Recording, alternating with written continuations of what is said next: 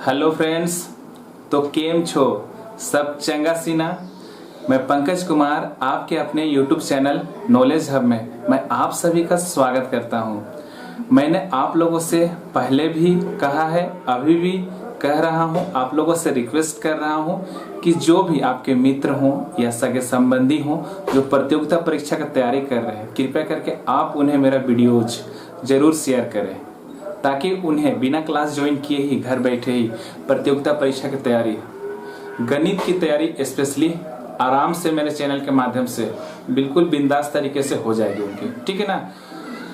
तो हम लोग एडवांस मैथ में आज त्रिभुज के 2 वीडियोज पहले ही मैं बना के अपने चैनल में डाल चुका हूं। आज उसी को आगे बढ़ाते हुए कुछ ऐसे सवालों को देखेंगे जो एग्जाम में बहुत ज्यादा बार पूछे गए हैं और मैं उन्हीं सवालों को हमेशा लेके आता हूं जो कि एग्जाम की नजरिए से बहुत ज्यादा इंपॉर्टेंट है।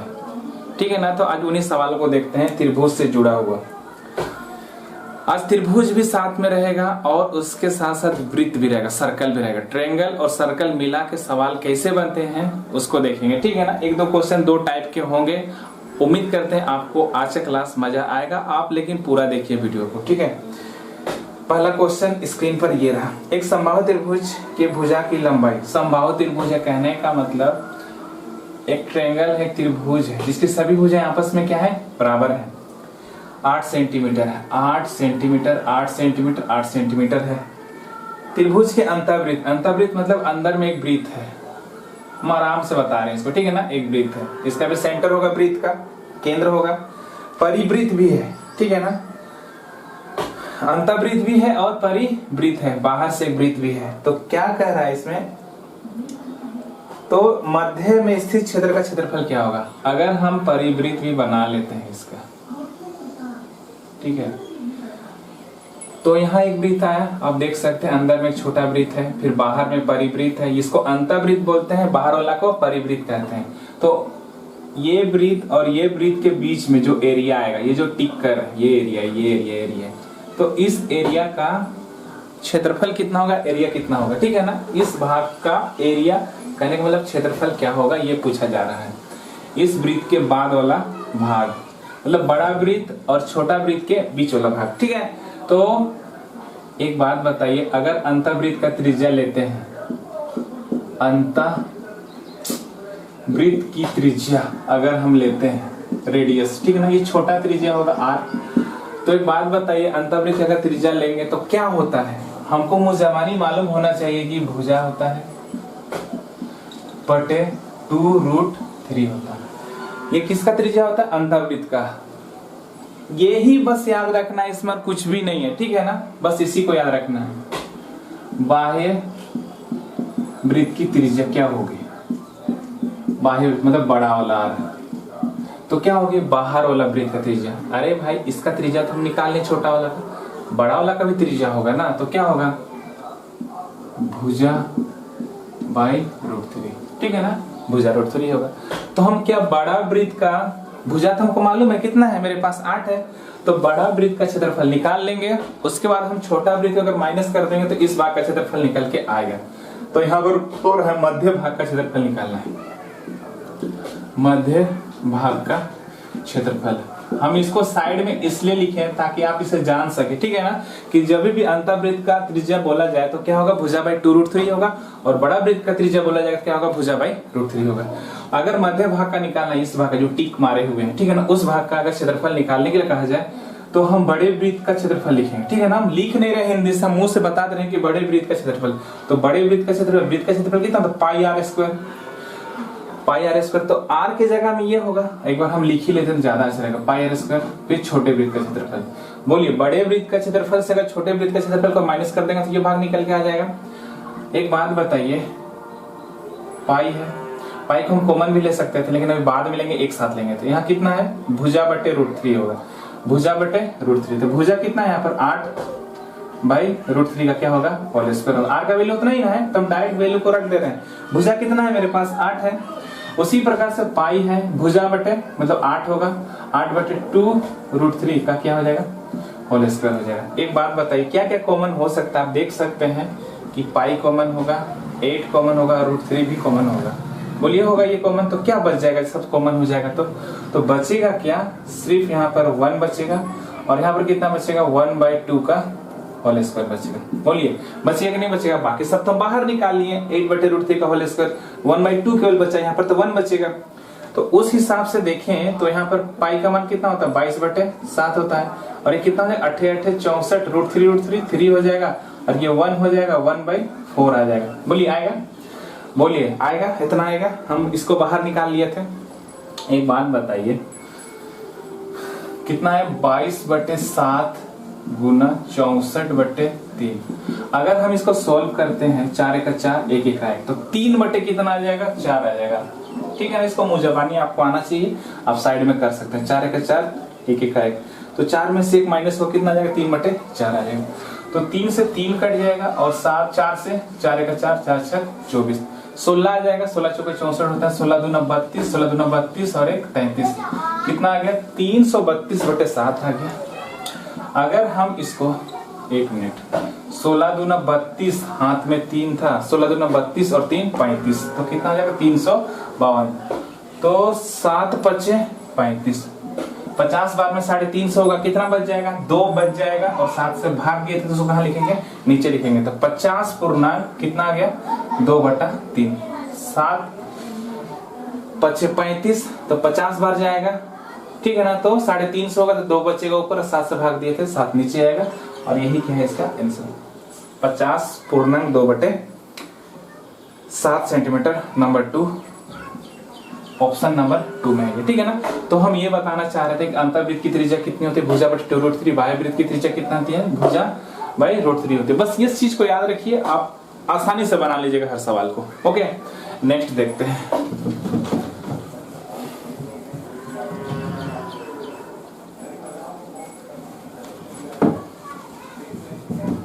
नेक्स्ट सवाल क्या है, नेक्स्ट सवाल में ये भी समबाहु त्रिभुज है। ठीक है ना, समबाहु त्रिभुज है, सभी भुजाएं क्या होंगी बराबर होंगी। कितना यूनिट दिया हुआ है भुजा वाले 2√3 दिया हुआ है, तो ये भी 2√3 होगा, ये भी कितना हो जाएगा 2√3 होगा, सब 2√3 होगा। ठीक है, और वृत्त की त्रिज्या कितनी थी अंतःवृत्त की ना, तो अंदर में एक वृत्त है। देखिए बाहर में भी हो सकता है अंदर में भी हो सकता है, हम दोनों तरीके की त्रिज्या के बारे में बात किए हैं अभी। ठीक है ना, अब उसको तुम कंठस्थ से याद रख लीजिएगा। तो अंतःवृत्त की त्रिज्या अगर हमको कहा जाए अंतःवृत्त की त्रिज्या तो कितना होगा, अंतःवृत्त की त्रिज्या भुजा त्रिज्या कितना भुजा/√3, तो भुजा/√3 होता है, कितना होता है 2√3 होता है। एक बार लिख ही ले तो ज्यादा अच्छा रहेगा ना, भुजा बाई कितना होता है 2√3 होता है। एक बात बताइए भुजा मेरे पास कितना है 2√3 है, ये तो गिवन है मेरे पास, ये तो सूत्र होता ही है। अभी हम थोड़ा देर पहले देखे हम लोग, नीचे कितना है 2√3, तो ये कट जाएगा, ऊपर में भी 2√3 नीचे भी 2, कितना जाएगा 1 यूनिट। और यही क्या है इसका आंसर, शायद त्रिज्या ही निकालने कहा गया था ना, हाँ तो x का मान निकालने बोला था, तो यहाँ पर x लिख लीजिए तो भी कोई फर्क नहीं पड़ेगा। ठीक है, हम r लिख लिए थे तो x का वैल्यू कितना निकल गया 1 यूनिट। x ही r है और r ही क्या है x है। ठीक है ना, तो r का वैल्यू कितना निकल के आ गया 1 यूनिट। ठीक है ना, कुछ भी नहीं है। अंतःवृत्त की त्रिज्या और बाह्यवृत्त की त्रिज्या आप कंठस्थ याद रख लीजिए, इससे सवाल ना बहुत ज्यादा एग्जाम में पूछा गया है। नेक्स्ट, अब इस तरीके के सवालों को देखते हैं। ठीक है ना, ये दूसरा टाइप का सवाल है, अब बहुत इंपॉर्टेंट है। ठीक है ना, त्रिभुज एबीसी त्रिभुज डीएफ समरूप है यदि त्रिभुज एबीसी का क्षेत्रफल अलग अलग भी है, एक ही में बना भी सकते हैं, अलग अलग भी बना लेते हैं। ठीक है ना, छोटा बड़ा जरूर हो सकता है, समरूप करने का मतलब एक जैसा दिखाई देने वाला, छोटे बड़े से कोई फर्क नहीं पड़ता है। जैसे ये वृत्त है और ये बड़ा वृत्त है, लेकिन दिखने में तो एक जैसा है, इसलिए दिखने में अगर एक जैसा हो तो उसे हम समरूप कहते हैं। ठीक है ना, ये त्रिभुज अगर ये छोटा बड़ा भी हो जाएगा लेकिन दिखने में अगर एक जैसा हो, ठीक है ना, दिखने में एक जैसा हो, हर चीज भुजाओं के आधार पर भी कोण के आधार पर भी, तो हम उसको कहेंगे क्या समरूप है बोल के। ठीक है ना, छोटा बड़ा भी हो सकता है। तो यहाँ पर ए बी सी दिया हुआ है, ए बी सी और डी ई एफ। ठीक है ना, डी ई एफ, दोनों का क्षेत्रफल कितना है, एक 9 है एक 16 है, और एक भुजा का मान बीसी कितना दिया हुआ है 2.1 है। ठीक है ना, और ई एफ की लंबाई निकालना, इसकी लंबाई निकालना। तो ऐसे सवाल को कैसे हल किया जाता है, थ्योरम के आधार पे हम बता दे रहे हैं कि अगर हम त्रिभुज ABC का क्षेत्रफल लेते हैं और बटे में त्रिभुज DEF का क्षेत्रफल लेते हैं, ठीक है ना। ये थ्योरम के आधार पे बनता है, एक थ्योरम है, ठीक है ना। समरूप त्रिभुज का क्षेत्रफल का थ्योरम होता है कि त्रिभुज अगर ये दोनों समरूप है तो क्या होगा कि इसका जो एरिया होगा और इसका जो एरिया होगा भुजाओं के स्क्वायर के बराबर होता है, भुजाओं के स्क्वायर के बराबर होता है। तो यहाँ पर हम एक ही भुजा लेंगे BC बाई EF, मतलब BC का स्क्वायर लेंगे और EF का स्क्वायर लेंगे, ठीक है ना। आगे और भी कोई दूसरी भुजाएं होती तो हम उसको आगे और लेते, लेकिन यहाँ पर एक ही भुजा के बारे में बात किया है तो हम सिर्फ एक भुजा को ही लेंगे, ठीक है ना। तो यहाँ पर ABC का क्षेत्रफल कितना दिया है, 9 दिया हुआ है, इसका कितना दिया है, 16 दिया हुआ है। एक बात बताए BC, एक मिनट, BC का वैल्यू कितना है, 2.1 है और इसका हमको निकालना है, ठीक है ना। इसका स्क्वायर रहने देते हैं। अब बताइए 9 जो है और ये 16 जो है, ये 3 का स्क्वायर 4 का स्क्वायर नहीं है, 2.1 इधर कितना है EF का, क्या हो जाएगा होल स्क्वायर, ये स्क्वायर स्क्वायर क्या हो जाएगा, कट जाएगा। तो मेरे पास कितना निकल जाएगा, 3/4 बराबर 2.1 EF, ठीक है ना। अब यहाँ से आराम से हम निकाल सकते हैं, कोई दिक्कत नहीं, 3 ही सकते 21 हो जाएगा, ऊपर ऊपर काट सकते हैं हम इसको। 0.7 आया, क्रॉस मल्टीप्लाई कर देंगे हम यहाँ पर, क्रॉस मल्टीप्लाई तो इधर 1 है EF, एक EF 4 7 28, तो 2.8 सेंटीमीटर। इसमें भी ऑप्शन नंबर किसमें, 2 में, यही इसका क्या है आंसर है, ठीक है ना। तो जब भी दो समरूप त्रिभुज दिया रहे तो उसके क्षेत्रफल का अनुपात उनके भुजाओं के वर्गों के अनुपात के क्या होता है, बराबर होता है। इस चीज को हमेशा याद रखिएगा, ठीक है ना। इससे पहले हम ब्रिज से देखें, अभी समरूप त्रिभुज से देख रहे हैं तो बहुत सारे कंसेप्ट त्रिभुज में छिपे हुए हैं, हम उसको अलग से नहीं पढ़ा रहे हैं, हम सीधे सवाल हल कर रहे हैं, उसी में कंसेप्ट भी बताते जा रहे हैं। ओके, नेक्स्ट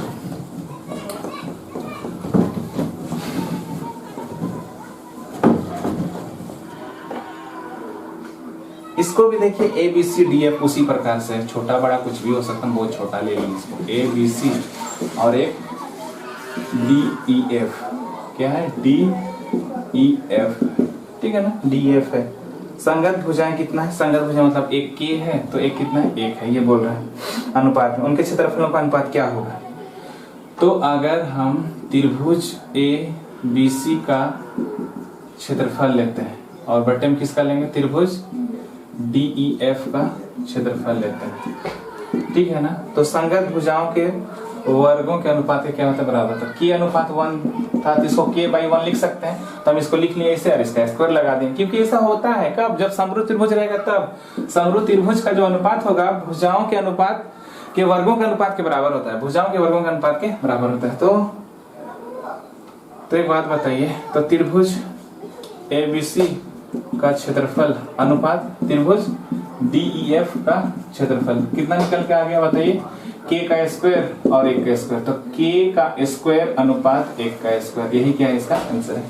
ऑप्शन नंबर किसमें, 1 में है, ठीक है ना, वही क्या है इसका आंसर। तो हम इसको बटे नहीं भी लिखते, लगातार हम लिखते तो भी चलता, ठीक है ना। ओके, नेक्स्ट सवाल को देखते हैं।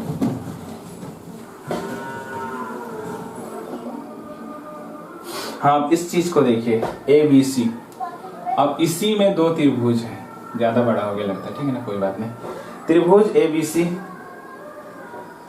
AB और AC, ABC पहले लिख लें, ABC, AB और AC के मध्य, मध्य मतलब इसके बीच में और इसके बीच में एक लाइन खींचा गया है, मतलब इधर से ये भाग और ये भाग बराबर भाग में बांटा हुआ है, क्योंकि मध्य बिंदु से खींचा गया लाइन ना। तो क्या कहा जा रहा है कि D और E, तो ADE मतलब इस भाग के बारे में बात कर रहे हैं, और BCED और इस भाग के बारे में बात कहा जा रहा है, ठीक है ना। ये चतुर्भुज है, ये त्रिभुज है, क्षेत्रफल का अनुपात क्या होगा, एक बात बताइए। अगर इसको मध्य भाग से अगर हम बिंदु, इस भुजा का मध्य बिंदु और इस भुजा का मध्य बिंदु ये है, अगर हम इसको मिला देते हैं तो उस हिसाब से DE समानांतर कौन हो जाएगा, BC हो जाता है, ठीक है ना, क्योंकि बीचों बीच मिला रहे हैं हम इसको, इस भुजा का बीच बिंदु, इस भुजा का बीच वाला बिंदु अगर आपस मिला देते हैं तो ये दोनों क्या हो जाएगा, समांतर हो जाएगा, और समांतर तो होगा ही होगा, और DE का जो वैल्यू आएगा बता दे हमेशा BC के क्या होगा, आधा होगा।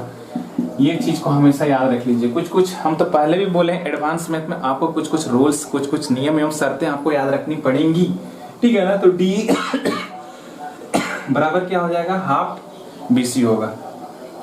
तो उस हिसाब से तो BC कहाँ आ जाएगा, नीचे आ जाएगा, कितना आ जाएगा 1/2 आ जाएगा। तो DE/BC यहाँ, अरे भाई क्रॉस मल्टीप्लिकेशन हो जाएगा तो BC नीचे ना आएगा तो 1/2 हो जाएगा। तो DE का वैल्यू अगर 1 है तो ये कितना होगा, 2 होगा।